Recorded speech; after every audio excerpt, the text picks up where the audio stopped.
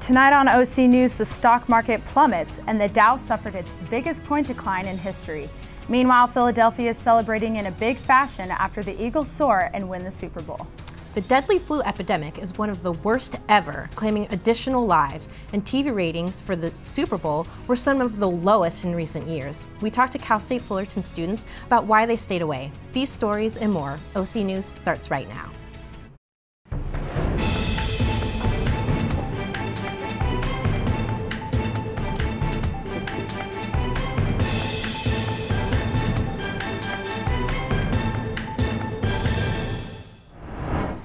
Good evening, I'm Kendall Hill. And I'm Nikki Justice. OC News is brought to you by the broadcast journalism students of Cal State Fullerton. Investors are nervous tonight as the stock market went into a free fall late in the day.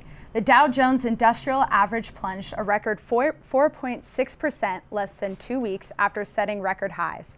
We turn now to OC News reporter Sochi Lagunas, who has been monitoring the story for us. Sochi?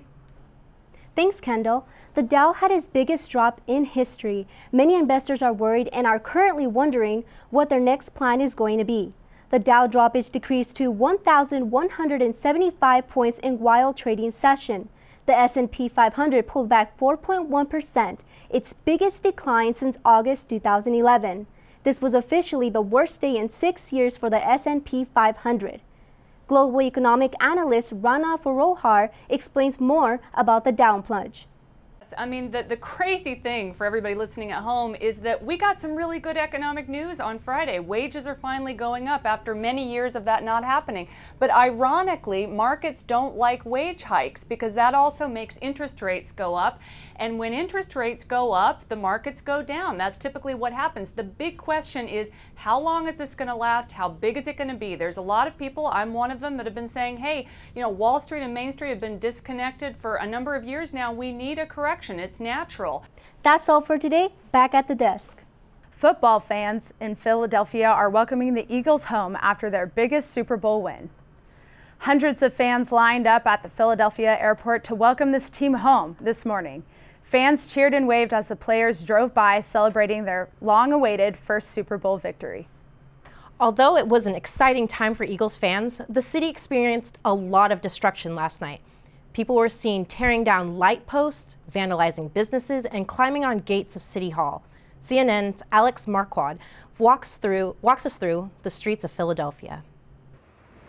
The city of Philadelphia bursting with pride after the historic win. Thousands of people poured into the streets overnight, many of them gathering here right outside this majestic City Hall for these celebrations of their first Super Bowl victory. You can see here some of the sanitation and maintenance crews that have spent the morning cleaning up and fixing what was broken during these massive celebrations last night. Now, in the wake of the victory, the mayor of Philadelphia called on fans to celebrate in a way that would make the city shine. And by and large, the celebrations went off as planned. Tens of thousands of people pouring into these streets, chanting, shouting, drinking, celebrating this victory. But as the night wore on, there were pockets of violence and of vandalism. At least one car was overturned.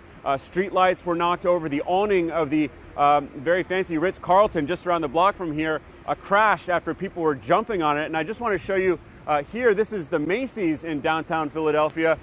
These, at least 2 sets of windows here, were knocked out. We have spoken with the city. They tell us at least 3 people were arrested overnight. They called them bad actors, that by and large, the thousands of people who came out were celebrating peacefully. The city will now spend the day continuing to clean up, gearing up for the next celebration of this historic victory, a parade for the team when they come home. That is due to take place in the coming days. Alex Marquardt, CNN, Philadelphia. Larry Nassar, the former USA Gymnastics athletic trainer, was sentenced today in a Michigan court for 40 to 125 years in prison for the criminal sexual conduct of more than 60 young women. He is expected to spend the rest of his life in prison. In a final statement, Nassar stated he was sorry and that the words of the young woman and parents impacted me to my innermost core. He also added that it pales in comparison the pain, trauma, and emotions that you all feel. This sentence is based on this guilty plea to 3 sexual misconducts, 2 of which include girls between the ages of 13 and 15, and 1 against a girl under the age of 13. Nassar has also been sentenced to 40 to 175 years for charges in Ingham County and 60 years for conviction involving child pornography and other federal cases. Coughing, sneezing, have you been hit by the flu? Plenty of Americans have. In fact, this year's flu is one of the most deadly in recent history. We'll have details coming up. Plus Kylie Jenner's pregnancy reveal, and we take a look at this year's Puppy Bowl. We'll be right back on OC News.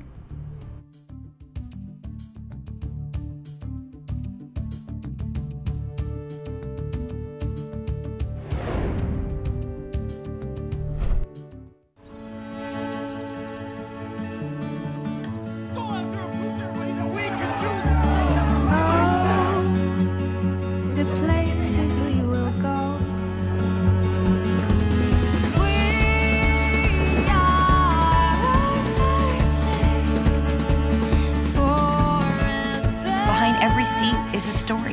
Behind every story is the reason for transparency. Welcome back to OC News. In world news, an ivory trader investigator was found dead in his home in Nairobi. Victor Choliko has more on this story.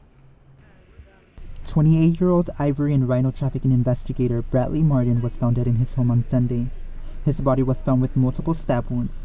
Martin had traveled to places like Vietnam, Ethiopia, and Nigeria to expose ivory and rhino trafficking. Ivory trade has slowed down since a treaty banned international trade in 1989, but many shops are still permitted to sell domestic ivory. As of now, police are still investigating the crime. Civilians flee their homes from airstrikes in Syria.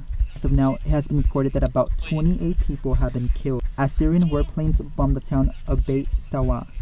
In order to escape the airstrike, civilians ran through smoke-filled streets. According to activists, it has become a deadly zone for children, where in the past 4 weeks, at least 59 children have been reported being killed. According to the United Nations, since war began in 2011, 400,000 Syrians have been killed.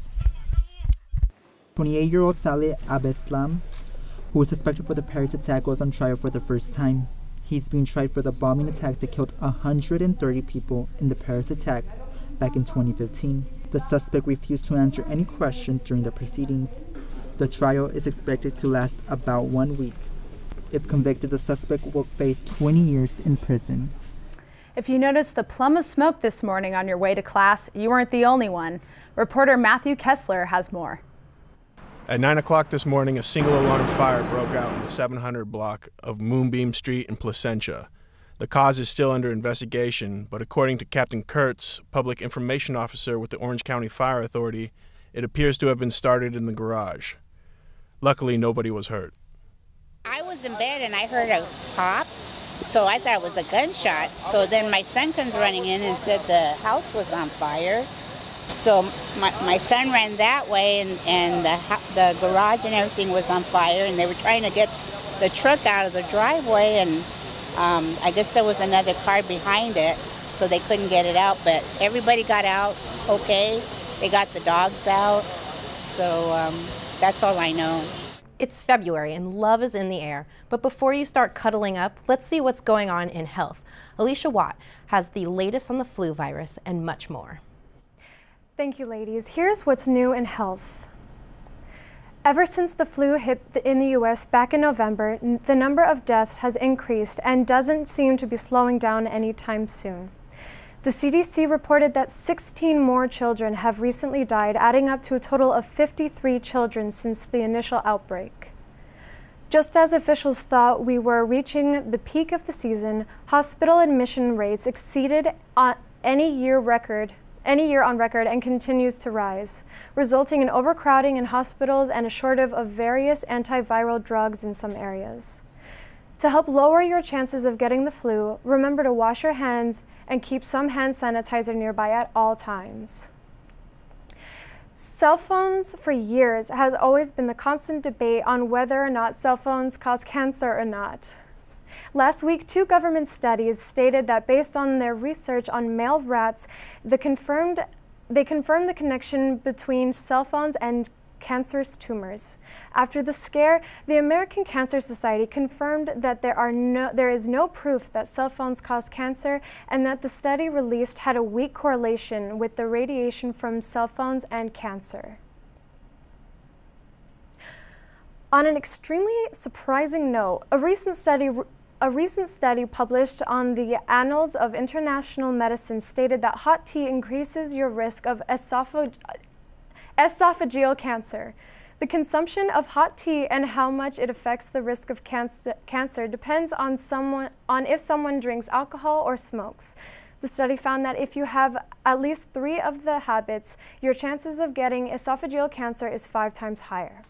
That being said, drinking tea alone has shown no signs of increasing your risk of cancer, only when paired with alcohol and smoking tobacco. Of course, it is important to remember that staying away from tobacco and excessive alcohol consumption is the best way to prevent esophageal cancer. And that's all for health. Back to you, ladies. Coming up, Kylie Jenner opens up to the world about her pregnancy. Also, Matthew Kirkland gives us an in-depth analysis of all things sports. More OC News after this.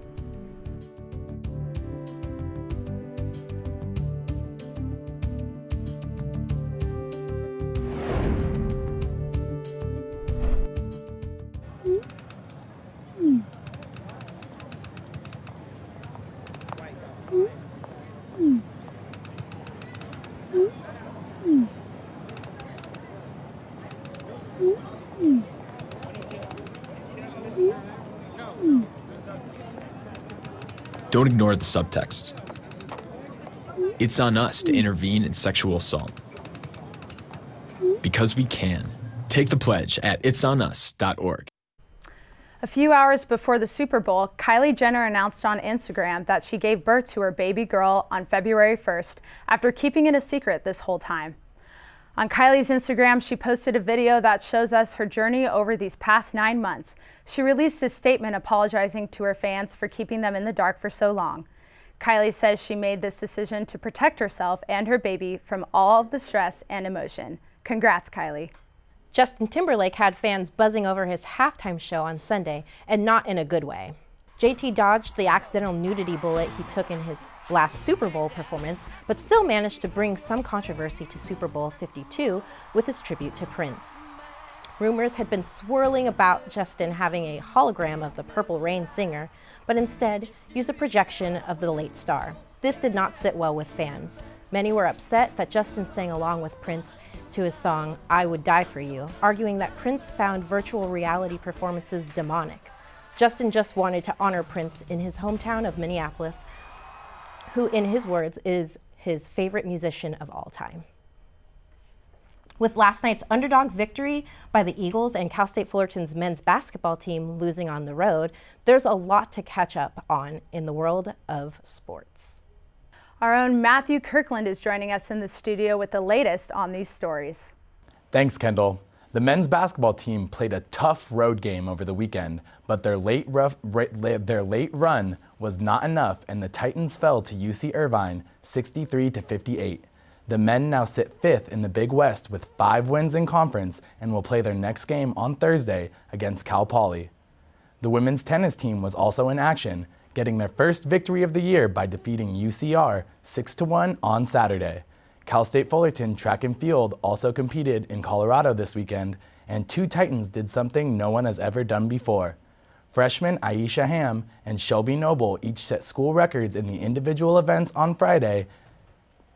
And in other record-setting news, the Philadelphia Eagles won their first Super Bowl in franchise history. The Eagles and Patriots combined for a record 1,151 yards in Super Bowl 52 yesterday, which is the most yards combined by 2 teams in an NFL game ever, not just in the playoffs or Super Bowl. Eagles quarterback Nick Foles became the first player since St. Louis Rams quarterback Kurt Warner in 1999 to start the season as a backup and finish the year as Super Bowl MVP. The free agent at the end of the year, his team has a tough decision to make to re-sign him or let their MVP walk. Foles led the Eagles with 4 touchdowns, including the first receiving touchdown by a quarterback in Super Bowl history, on his way to capturing the game's most valuable player. Patriots quarterback Tom Brady fumbled late in the fourth quarter, and his team's last-second Hail Mary failed to score, giving him his third Super Bowl loss and could be the mark of an era ending. 2 of New England's assistant coaches are expected to leave this offseason, and there is uncertainty surrounding head coach Bill Belichick. In other Super Bowl news, at least 3 Eagles players have said that they will not attend the annual visit to the White House. Wide receiver Torrey Smith, defensive end Chris Long, and safety Malcolm Jenkins took to Twitter to explain his reasoning, while Jenkins did so on CNN. No, I personally do not anticipate attending that. The game's TV ratings were down 7% from last year, and early numbers have it as the least watched Super Bowl in 9 years. Despite the statistics, a lot of Cal State Fullerton students enjoyed the game. Did you watch the Super Bowl from the ratings? The answer is probably no. Well, we found a few students on campus who did. Vanessa Brintrup is live in the quad with the story. I'm here in the quad where earlier today we polled students to see what they thought about last night's game. Let's take a look at the video. Well, I was basically rooting against the Patriots only because of like 18 years of severe controversy with the team and all that. It's kind of hard to like a team like that, you know what I mean? I thought it was interesting that the Eagles won because I found that for me, NFL and the NBA has been so fake lately. Like judging off the last year, I was almost sure that someone was going to script it to where the Patriots would win again at the end of the game. So it almost seemed like they were leading us in that direction where they were going to make a comeback, but then they didn't. So that was actually kind of surprising. So I thought that was cool. My favorite moment would have to be the end when the Eagles won, because I was rooting for them since the beginning because they were the underdogs. So, and I know everyone was rooting for the Patriots and Tom Brady to get his 6th Super Bowl win, but I was hoping for the Eagles to come up on top. The tight competition between the Eagles and the Patriots made for an entertaining game last night. Now back to you.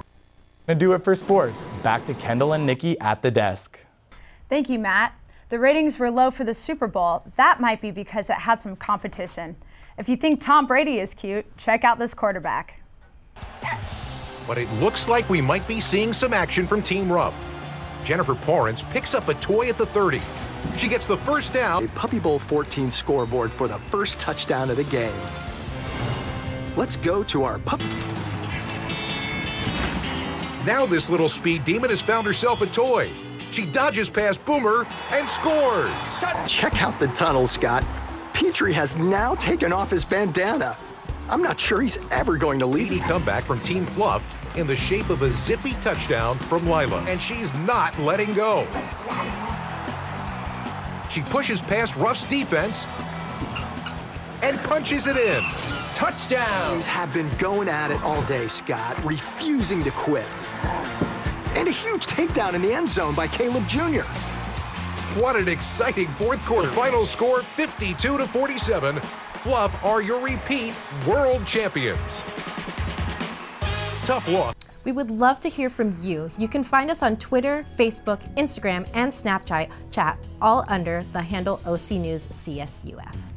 That's going to do it for us. Please join us tomorrow for our Spanish newscast, Al Dia. Then OC News will be back on Wednesday. Have a terrific night.